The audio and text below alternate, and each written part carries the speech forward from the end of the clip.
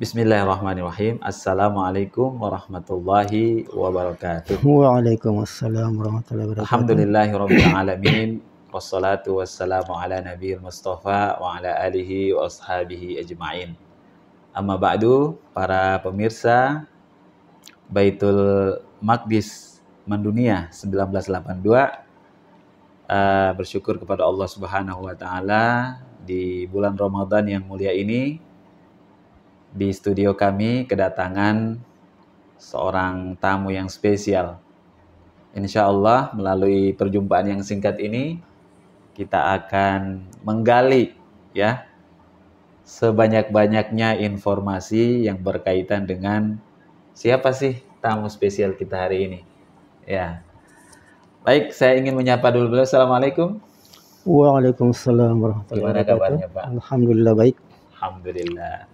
Jadi sebagai bocoran pertama, pemirsa sekalian, tamu kami ini namanya Muhammad Jafar As-Siddiq, sarjana pendidikan Islam. Jadi nanti beliau memperkenalkan diri. Silakan, Pak. Ya, terima kasih. Assalamualaikum warahmatullahi wabarakatuh. Waalaikumsalam warahmatullahi wabarakatuh. Alhamdulillahirabbil alamin wassalatu wassalamu ala asyrafil anbiya'i wal mursalin wa ala alihi washabihi ajma'in. Amma ba'd. Syukur alhamdulillah pada pagi hari ini kita masih diberikan kesehatan, kesempatan sehingga ya sampai saat ini kita masih tetap beraktivitas sebagaimana biasa, sehingga dengan aktivitas ini maka kita punya program-program yang ada di madrasah ya bisa terlaksana dengan baik.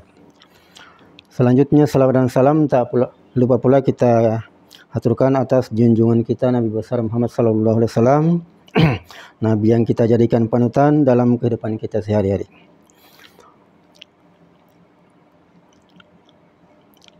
Ya baik, sebelum saya mulai, mungkin pertama saya perkenalkan diri. Nama saya Muhammad Jafar Siddiq. Untuk gelar mungkin hanya satu, yaitu SPDI. Ya, itu pun ya SPDI-nya ini ya sudah puluhan tahun jadi pegawai negeri, baru mulai kuliah untuk S1-nya. Kemudian untuk riwayat pekerjaan, saya dari tahun 1994 sudah mulai honor ya sebagai guru di Madrasah Ibtidaiyah swasta dan MTS swasta di Las Salimu, Kabupaten Buton. Kemudian di tahun itu juga saya mulai ikut tes CPNS, dan pada waktu itu karena yang diterima sangat terbatas sehingga tahun 1994 ya masih gagal. Kemudian tahun 1995 ya tes lagi, dan sebenarnya yang untuk 1995 itu sudah tes yang ketiga sebenarnya, dan alhamdulillah di situ sudah masuk, dan tahun 1996 ya keluar SK, dan disitulah awalnya saya berstatus sebagai CPNS. Di tahun 1996 ini ya karena SK-nya juga terlambat ya sehingga nanti Desember 1996 baru saya tinggalkan Buton menuju tempat tugas yaitu Lasua, Kabupaten Kolaka Utara, yang saat itu masih Kabupaten Kolaka. Dan nanti tanggal 13 Januari tahun 1997 baru mulai mengajar sebagai guru di MIN Lasua saat itu. Sekedar informasi bahwa tahun 1997 itu di Min Lasua itu ya boleh dikata ya sudah sakarat. Ya karena apa? Karena pada saat itu gurunya sangat terbatas, kemudian perempuan semua. Ya sehingga dengan kedatangan saya ya karena mungkin dianggap sebagai laki-laki dan saya juga tahu diri bahwa saya punya teman-teman guru ini karena perempuan semua, kemudian sudah tua semua, maka saya tahu diri ya saya yang mereka harap. Maka di situ saya mulai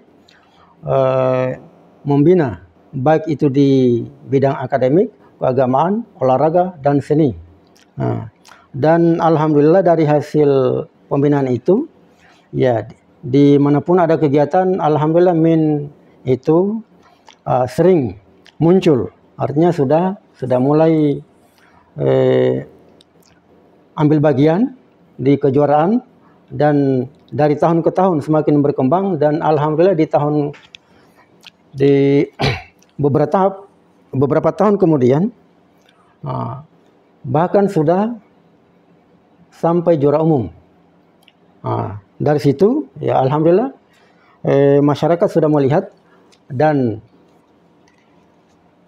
yang tadinya Min itu sudah sakarat, sekarang sudah mulai berkembang sedikit demi sedikit.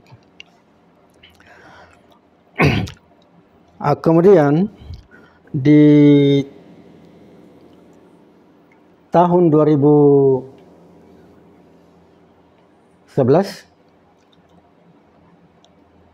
saya diamanahkan untuk menjadi kepala madrasah. Jadi selama menjabat sebagai kepala madrasah, ya ada program yang tertulis dan ada juga program yang tidak tertulis. Dan program yang tidak tertulis inilah yang mungkin jarang orang lakukan dan jarang orang nampakkan atau nampak di permukaan. Saya ambil contoh. Kalau yang tertulis itu biasanya ada di dokumen semacam RKT atau dokumen kurikulum, itu jelas. Namun di dokumen itu biasanya hanya tulisan. Kadang dilaksanakan, kadang juga tidak. Kemudian ada program yang tidak tertulis, yaitu program kepala madrasah yang tidak tertulis, dan itulah yang berjalan walaupun tidak tertulis, tapi itulah yang berjalan normal. Jadi yang pertama untuk meningkatkan mutu itu tidak bisa hanya satu aspek yang mau dijadikan acuan. Oleh karena itu kalau mau berkembang maka ada siklus. Dan untuk siklus ini tidak bisa putus. Jadi ini harus bersambung. Jadi makanya sering saya istilahkan itu. Karena rata-rata keluhannya teman-teman ya masalah kesejahteraan, maka saya bahasakan. Ya kalau mau sejahtera, ya maka harus siap anggaran. Kalau mau siap anggaran, maka harus banyak dana BOS. Kalau mau banyak dana BOS, maka harus banyak siswa. Kalau mau banyak siswa, maka mari kita semua dari kepala madrasah, kemudian pendidik, kemudian tenaga kependidikan, mari kita bersama-sama melakukan apa yang diinginkan oleh masyarakat. Ya, maka apabila itu yang kita lakukan, maka insya Allah masyarakat akan datang sendiri. Jadi masyarakat yang mendatangi kita, tidak perlu lagi kita mau cari-cari siswa. Ya, tapi masyarakatlah yang datang sendiri untuk mendaftarkan diri. Apabila kita sudah masyarakat sudah melihat apa yang kita lakukan itu sudah sesuai dengan yang mereka inginkan, maka otomatis mereka tidak perlu lagi mau ditawar ini itu, tapi mereka sudah keinginan dari hati sanubarinya yang untuk memasukkan anaknya di madrasah kita. Kemudian kalau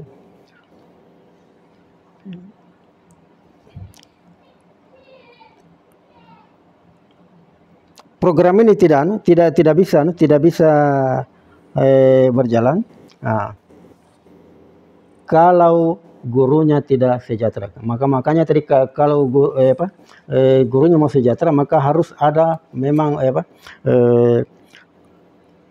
program dari kepala madrasah itu sendiri, yaitu menciptakan atau menambah kesejahteraan masyarakat, kesejahteraan pendidik dan tenaga kependidikan. Ya, itu yang paling utama. Nah, kalau pendidik dan tenaga kependidikan sudah sejahtera, maka otomatis apapun yang kita lakukan, itu akan bisa berjalan dengan baik. Makanya itu ya program saya, kalau yang tidak tertulis itu yang pertama. Jadi meningkatkan kesejahteraan pendidik dan tenaga kependidikan. Dan jangan salah, meningkatkan kesejahteraan di sini, mungkin orang akan beranggapan bahwa kalau bicara kesejahteraan berarti berbicara materi. Menurut saya tidak. Kesejahteraan di sini yang dimaksud adalah bukan hanya materi, tapi yang paling utama adalah kesejahteraan batin. Saya ambil contoh, kalau ada kesalahan atau kekurangan dari teman-teman pendidik dan tenaga kependidikan, kemudian kalau kesalahannya itu dilakukan di tempat umum, kemudian sebagai pemimpin langsung ditegur juga di tempat umum, maka otomatis batinnya sudah tidak sejahtera. Itu yang salah satunya. Makanya salah satunya itu untuk meningkatkan kesejahteraan itu yang terpenting adalah kesejahteraan batinnya. Jadi kita berbaur dengan pendidik dan tenaga kependidikan sebagai pemimpin. Jadi tidak bisa mau pasang wibawa dan lain sebagainya. Itu yang paling utama. Kemudian yang kedua, ini baru materi. Itu pun untuk kesejahteraan materi, dari segi materi ini kita sesuaikan juga dengan kondisi. Sesuaikan dengan kondisi. Yang paling utama itu adalah kalau umpamanya honornya sudah ditentukan sekian, ya maka diusahakan supaya kita berikan sesuai dengan waktu dan nilai yang sudah ditentukan. Yang sudah ditentukan dari awal. Karena yang biasa jadi masalah itu kalau waktunya umpamanya bulan 1, nanti bulan 3 baru dikasih. Kemudian yang tertulis umpamanya 500, yang dikasih hanya 300. Itu pasti akan jadi masalah. Kemudian yang selanjutnya, untuk meningkatkan kesejahteraan ini dari segi materi, selain gaji mungkin ada kegiatan-kegiatan lain yang bisa diprogramkan oleh sekolah, dan dari kegiatan itu ya bisa dilibatkan semua teman-teman, sehingga dari kegiatan itu ya mungkin ada juga anggaran-anggaran yang bisa disisipkan untuk honor atau membeli bahan-bahan yang dibutuhkan dalam kegiatan tersebut. Sehingga kalau ada bahan-bahan yang dibutuhkan, tidak perlu lagi menggunakan dana-dana dari teman-teman atau pendidik dan tenaga kependidikan. Saya kira itu tuh untuk sementara itu. Masya Allah. Pemirsa sekalian, ini perkenalannya sangat sempurna ya. Saya pikir tadi beliau hanya menyampaikan perkenalan secara singkat, namun beliau sudah langsung menjawab apa yang akan saya tanyakan. Ya, pemirsa sekalian, sedikit perkenalan, beliau ini adalah sekarang menjabat sebagai pengawas madrasah. Ya, membawahi 33 madrasah. 33 madrasah. Jadi 15 RA, 5 MI. Ya. Kemudian 6 MTS, ya. Dan 7 MTS, 6 MA. Masya Allah. Jadi totalnya 33 madrasah. Iya. Memang sangat pas sekali ya, beliau ini oleh kantor Kementerian Agama Kabupaten Kolaka Utara ditempatkan sebagai sebagai pengawas sekaligus menjadi motivator bagi seluruh madrasah-madrasah yang ada di bawah pengawasan beliau. Mungkin begini Pak Jafar, barangkali tidak akan kita perpanjang bincang-bincang kita karena Bapak tadi sudah menjabarkan semuanya. Ada satu hal yang barangkali menjadi pertanyaan pemirsa juga, bagaimana Bapak membuat sekolah yang Bapak pimpin itu sukses dari sisi pengadministrasian misalnya, karena ini kan menjadi salah satu tolok ukur juga kalau kita misalnya melakukan semacam evaluasi ya, atau misalnya banyak hal lah yang berkaitan dengan masa depan madrasah itu sendiri. Silakan Pak. Ya, terima kasih. Ya, terima kasih. Memang pada waktu saya pembinaan di bagian utara, ya ada memang salah satu kepala madrasah yang menginginkan untuk mengadakan semacam pelatihan, pelatihan untuk pengembangan madrasah. Saya bilang kalau untuk pengembangan madrasah bagi saya ya gampang, sepanjang bisa kita lakukan ini. Jadi itu tadi yang saya sampaikan tadi. Jadi kalau mau berkembang kita punya madrasah, yang pertama kita lakukan adalah harus memperhatikan kesejahteraan pendidik dan tenaga kependidikan. Itu yang pertama. Tidak bisa tidak. Kemudian yang kedua, menciptakan kondisi madrasah yang dirindukan oleh warganya. Itu. Itu kalau menciptakan kondisi madrasah ya saya kira kita bisa kita definisikan sendiri kira-kira apa kira-kira itu. Otomatis dari pintu gerbang sampai masuk sampai di kegiatannya ya pasti diminati oleh masyarakat. Itu. Kemudian yang ketiga, ini program tadi ini. Yang ketiga adalah baru peningkatan mutu. Jadi orang itu rata-rata kalau mau bicara peningkatan mutu, ya pasti itu di nomor satu kan kalau program. Kalau saya itu nomor 3. Nomor 3 kalau untuk peningkatan mutu. Karena menurut saya kalau pendidik dan tenaga kependidikan sudah sejahtera, kemudian semua yang diinginkan sudah ada. Itu tadi yang menciptakan kondisi madrasah yang dirindukan oleh warganya. Kalau ini sudah terpenuhi semua, maka otomatis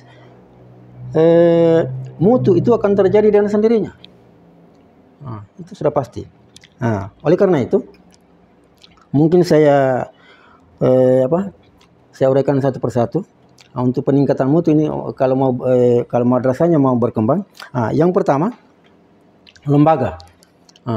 Untuk lembaga, tentu itu tidak lepas dari apa yang kita sampaikan tadi, yaitu masalah administrasi.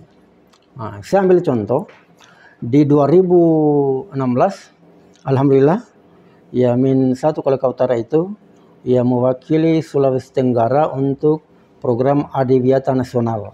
Dan saya sendiri yang terima piagamnya di Jakarta. Dan itu semua bisa kita capai. Yang paling banyak dibutuhkan di situ adalah masalah administrasi. Itu yang paling banyak. Kemudian di 2017 ya kita juga akreditasi dan alhamdulillah di 2017 itu Min 1 Kolaka Utara itu mendapatkan nilai tertinggi se-Sulawesi Tenggara untuk nilai akreditasi. Jadi seandainya mau dijuarakan itu ya maka Min 1 Kolaka Utara itu ya pasti lolos juga ke tingkat nasional karena nilai tertinggi se-Sulawesi Tenggara. Kenapa kita bisa mencapai nilai yang tertinggi? Karena pada saat di penilaian, yang lalu itu umpamanya ada 8 standar itu, maka dari 8 standar itu kita bagi rata. Kita bagi rata semua. Jadi masing-masing kelompok mempertanggungjawabkan apa yang mereka sudah ditugaskan. Contohnya ada yang umpamanya di standar sarana, maka mereka mempersiapkan semua dokumen-dokumen yang berhubungan dengan sarana prasarana dan lain sebagainya. Termasuk masalah keuangan. Jadi ada satu tempat juga, satu meja juga khusus untuk keuangan. Maka pada saat itu justru dari tim asesor itu merasa kewalahan memeriksa. Karena apa? Karena banyaknya dokumen yang kita siapkan. Saking banyaknya dokumen, saking lengkapnya. Jadi di setiap meja itu ya alhamdulillah lengkap semua. Makanya tidak salah kalau kita mendapatkan nilai tertinggi se-Sulawesi Tenggara. Itu makanya ini penting sekali masalah administrasi. Ya termasuk apa yang berkaitan dengan ini dengan kegiatan pesantren ini. Mungkin kalau umpamanya ada kegiatan-kegiatan terutama yang di jam sekolah, kemudian pelaksanaannya di luar, supaya tidak jadi masalah, maka hal itu mungkin bisa dimasukkan di dokumen kurikulum. Artinya di dokumen kurikulum itu yang kalau di KTSP dulu itu istilahnya dokumen 1, bisa apakah dimulok. Kemudian dibuatkan semacam indikator yang bisa memasukkan tentang program madrasah tersebut. Ya, sehingga kalau sudah tercantum dalam dokumen, ya maka apapun yang kita lakukan, insya Allah tidak akan jadi temuan. Insya Allah aman. Kemudian untuk ini tadi untuk lembaga. Kemudian yang kedua untuk siswa. Ya, alhamdulillah untuk Min 1 Kolaka Utara selama saya jadi kepala madrasah boleh dikata ya tiap tahun lolos ke tingkat nasional. Ya, bahkan saya programkan dulu itu, saya punya program itu nanti 2015 baru mengarah ke peningkatan mutu, tetapi ternyata dari 2013 mutu itu sudah nampak. Mendahului, melampaui. Iya. Karena apa? Karena itu tadi. Karena itu kesejahteraan guru dan sarana prasarananya sudah siap, maka itu mutu akan terjadi dengan sendirinya. Jadi itu tadi kita programkan itu nanti 2015, tapi ternyata dari 2013 sudah lolos ke tingkat nasional. Di 2015 itu bukan lagi mutu, tapi di 2015 itu kita sudah mulai menolak siswa. Itu dampaknya. Kemudian apa kira-kira yang kita lakukan? Kenapa boleh dikata hampir tiap tahun kita lolos ke tingkat nasional? Ini tidak lepas juga dari manajemen, dari administrasi, itu tidak lepas. Ya, jadi untuk KSM itu, untuk Min 1 Kolaka Utara itu dari bulan Januari kita sudah laksanakan. Jadi di bulan Januari itu kita sudah mulai buat kelas, ada kelas IPA, ada kelas matematika. Kemudian di situ mulai dibina oleh guru pembinanya masing-masing. Nanti menjelang KSM tingkat kabupaten, maka kelas-kelas itulah yang diseleksi untuk mewakili sekolah untuk maju ke tingkat kabupaten. Kemudian saat pembinaan itu jelas tidak akan lepas juga dari yang namanya kebutuhan-kebutuhan, terutama masalah buku-buku referensi. Itu buku referensi ya memang sejak KSM tingkat nasional di Pontianak, saya sudah ketemu dengan pembina KSM nasional. Di situ saya ditawari untuk berlangganan untuk buku KSM. Maka dari situ saya sudah pesan buku-buku KSM tingkat untuk digunakan kalau menghadapi lomba KSM. Kemudian setelah kita punya buku, untuk tahun berikutnya kita tidak boleh secara keseluruhan lagi, enggak. Tapi kita tinggal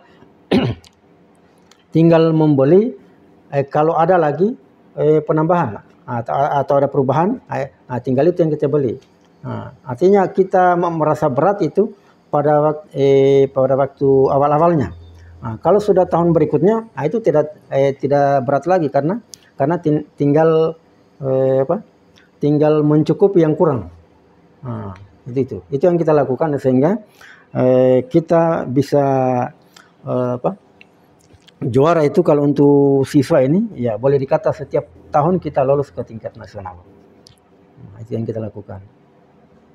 Nah, kalau itu semua kita sudah lakukan, umpamanya saya juara tingkat nasional, kemudian setelah selesai kegiatan tingkat nasional, kita buat spanduk baru pampang di pintu gerbang, semua orang lewat baca. Selamat. Bukti kesuksesan. Ya, buktinya. Ya, selamat kepada Ananda atas prestasinya sebagai peserta KSM tingkat nasional. Di situ masyarakat melihat, berarti mutunya di sekolah sudah bagus. Di situ otomatis minat masyarakat itu untuk memasukkan anaknya di madrasah kita semakin tinggi. Kalau sudah tinggi, otomatis kembali ke tadi, otomatis siswanya akan banyak, maka anggarannya akan banyak juga, dana bosnya akan banyak. Kalau sudah banyak dana bos, sudah bisa kembali lagi ke kesejahteraan guru. Kalau sudah itu yang terjadi, ini siklus ini sudah berputar dengan baik, maka kemajuan madrasah insya Allah akan tercapai. Sesuai dengan apa yang kita inginkan. Masya Allah, Masya Allah, Masya Allah.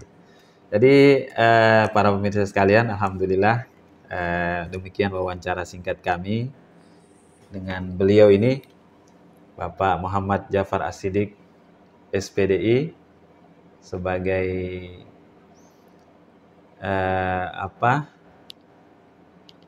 pernah menjadi Kepala Madrasah Ibtidaiyah Negeri 1 Kolaka Utara, yang sekarang beliau telah mendapatkan amanah baru sebagai pengawas madrasah. Mudah-mudahan kisah perjalanan kepemimpinan beliau ini bisa kemudian menginspirasi seluruh kepala madrasah, guru-guru, atau masyarakat yang menyaksikan wawancara ini. Dan kami atas nama pribadi mengucapkan jazakumullah khairan katsira. Mudah-mudahan perbincangan ini menjadi amal jariah beliau buat pengembangan dunia pendidikan Islam, khususnya di Kabupaten Kolaka Utara. Demikian, billahi fi sabilil haq fastabiqul khairat. Wassalamualaikum warahmatullahi wabarakatuh. Waalaikumsalam warahmatullahi wabarakatuh.